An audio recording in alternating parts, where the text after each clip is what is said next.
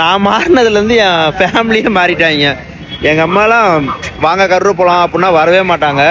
அம்மா இன்னைக்கு பெட்ஷீட் வாங்க போகணும் அப்படின்னோடனே வா நான் வந்து வாங்கி தரேன், பேரம் பேசி வாங்கி தரேன்னு சொல்லிட்டு வந்து வாங்கிட்டு இருக்காங்க. யாரு அண்ணன்? எந்த அண்ணன்? நானா? தெரியறண்ணா அப்போ தெரியண்ணா. இவரால் சரியாக பேச முடியாதா?